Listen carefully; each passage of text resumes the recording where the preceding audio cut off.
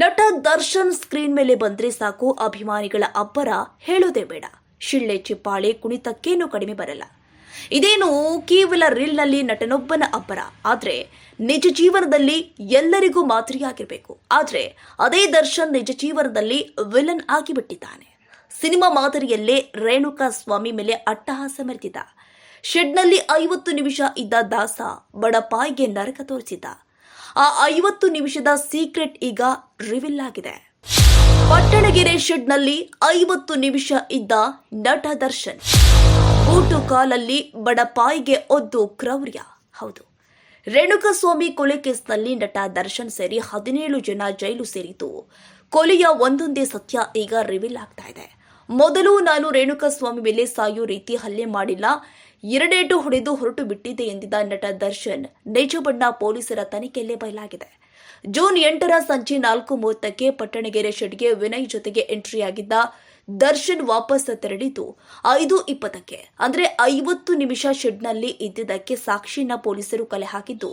ಪ್ರತ್ಯಕ್ಷದರ್ಶಿಗಳು 164 ಸ್ಟೇಟ್ಮೆಂಟ್ನಲ್ಲಿ ಎಲ್ಲ ವಿಚಾರ ಹೇಳಿದ್ದಾರೆ. ಅಷ್ಟೇ ಅಲ್ಲ, ರೇಣುಕಾಸ್ವಾಮಿ ಮೇಲೆ ನಿರಂತರ 30 ನಿಮಿಷ ದಾಸ ಹಲ್ಲೆ ಮಾಡಿದ್ದ. ಸಿನಿಮಾ ಮಾದರಿಯಲ್ಲಿ ನಟ ದರ್ಶನ್ ಕ್ರೌರ್ಯ ಮೆರೆದಿದ್ದ.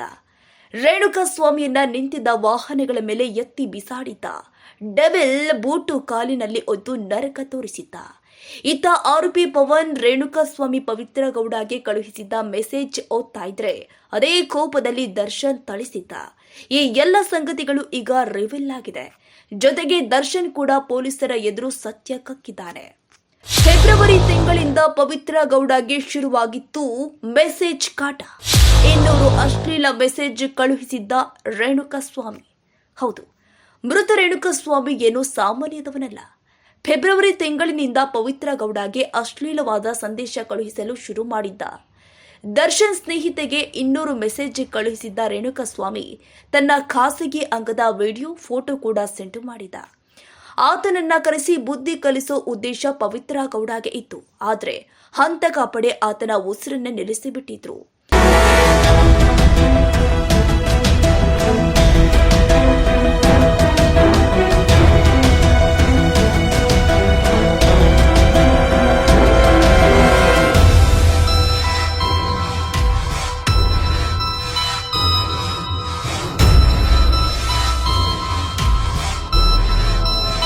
ಇದೆಲ್ಲದರ ಜೊತೆಗೆ ರೀಲ್ಸ್ ರಾಣಿ ಸೋನು ಶ್ರೀನಿವಾಸ್ ಗೌಡಗೆ ದರ್ಶನ್ ಅಭಿಮಾನಿಗಳಿಂದ ಕಿರುಕುಳ ಶುರುವಾಗಿದೆಯಂತೆ.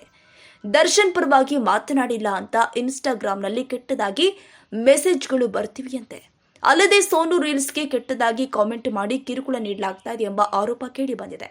ಈ ಕುರಿತು ರೀಲ್ಸ್ನಲ್ಲೇ ಸೋನು ಶ್ರೀನಿವಾಸ್ ಗೌಡ ಅಳಲು ತೋಡಿಕೊಂಡಿದ್ದಾಳೆ. ತುಂಬಾ ಬ್ಯಾಡ್ ಕಾಮೆಂಟ್ಸ್ ಇನ್ಸ್ಟಾಗ್ರಾಮ್, ಯೂಟ್ಯೂಬ್ ಅಲ್ಲಿ ನಿಮ್ ಡಿ ಬಾಸ್ ಬಗ್ಗೆ ಏನು ಮಾತಾಡಿಲ್ಲ, ನಿಮ್ ಡಿ ಬಾಸ್ ಬಗ್ಗೆ ಏನು ಮಾತಾಡಿಲ್ಲ ಅಂತ. ಗುರು, ನಾವೆಲ್ಲ ಇನ್ನ ಚಿಕ್ಕವರು, ನಾವು ಮಾತಾಡುವಷ್ಟು ಇನ್ನ ಬೆಳೆದಿಲ್ಲ. ನಾವು ಒಂದ್ಸಲ ಅವ್ರಿಗೆ ಫ್ಯಾನ್ ಅಂತ ಆದ್ರೆ ಸಾಯೋವರೆಗೂ ಅದು ಫ್ಯಾನೇನೆ. ತಪ್ಪು ಯಾರೇ ಮಾಡಿದ್ರು ಶಿಕ್ಷೆ ಆಗೇ ಆಗುತ್ತೆ. ಕಾನೂನು ಪ್ರಕಾರ ನಾವು ಒಳ್ಳೆಯವರಾಗಿರ್ಬೋದು ಕೆಟ್ಟವರಾಗಿರ್ಬೋದು ಅದಿರೋ ತೀರ್ಪು ಅಂತ ಕೊಡುತ್ತೆ. ಅಲ್ಲಿವರೆಗೂ ದಯವಿಟ್ಟು ವೆಯ್ಟ್ ಮಾಡಿ. ನಮಗೆ ಯಾವುದೇ ಥರ ಬ್ಯಾಡ್ ಕಾಮೆಂಟ್ಸ್ ಮಾಡಬೇಡಿ. ಆ್ಯಂಡ್ ಆ 2 ಫ್ಯಾಮಿಲಿಗೂ ಆ ದೇವರು ಸ್ಟ್ರಾಂಗ್ ಆಗಿರಲಿ ಅಂತ ನಾನು ಬೇಡ್ಕೊತೀನಿ. ಎಕ್ಸ್ಪೆಷಲಿ ನಮ್ಮ ಬಾಸ್ ಆದಷ್ಟು ಬೇಗ ಆಚೆ ಬರಲಿ. ಯಾವುದು ತಪ್ಪುಗಳಿಗೆ ಮಾಡದೆ ಅವರಷ್ಟು ಪ್ರಾಣಿಗಳಿಗೆ ಹೆಲ್ಪ್ ಮಾಡ್ತಾರೆ, ಕಷ್ಟವ್ರಿಗೆ ಹೆಲ್ಪ್ ಮಾಡ್ತಾರೆ ಅಂದರೆ ಅವರು ಇಂಥ ಕೆಲಸ ಮಾಡೋಕ್ಕೆ ಸಾಧ್ಯನೇ ಇಲ್ಲ ಅಂತ ನಾನು ಹೋಪ್ ಇಟ್ಕೊಂಡಿದ್ದೀನಿ. ಅದು ಹಾಗೆ ಆಗಲಿ ಅಂತ ಕೂಡ. Thank you so much. ದಯವಿಟ್ಟು ಬ್ಯಾಡ್ ಕಾಮೆಂಟ್ಸ್ ಮಾಡಬೇಡಿ. ರೇಣುಕಾಸ್ವಾಮಿ ಹತ್ಯೆಯಾಗಿ ದಿನಗಳು ಉರುಳುತ್ತಾ ಇವೆ. ಆರೋಪಿಗಳ ಜೈಲು ಪಾಲಾಗಿದ್ದಾರೆ. ಈ ಮಧ್ಯ ಸಾವಿನ ಸುತ್ತ ಇರೋ ಒಂದೊಂದೇ ಸತ್ಯಗಳು ಹೊರಬರ್ತಾ ಇದೆ. ಅಲ್ಲಿಗೆ ನಟ ದರ್ಶನ್ ಕರಾಳ ಮುಖ ಬಯಲಾಗ್ತಾ ಇದೆ. ಪ್ರಶಾಂತ್ ಕಿಂಗನಹಳ್ಳಿ, ನ್ಯೂಸ್ 81 ಕನ್ನಡ, ಬೆಂಗಳೂರು. ಕ್ಷಣ ಕ್ಷಣದ ಸುದ್ದಿಗಾಗಿ news 81 Kannada YouTube channel subscribe ಮಾಡಿ. ಹೊಸ ಸುದ್ದಿಗಳ ನೋಟಿಫಿಕೇಶನ್ಗಾಗಿ ಬೆಲ್ ಐಕಾನ್ ಕ್ಲಿಕ್ ಮಾಡಿ.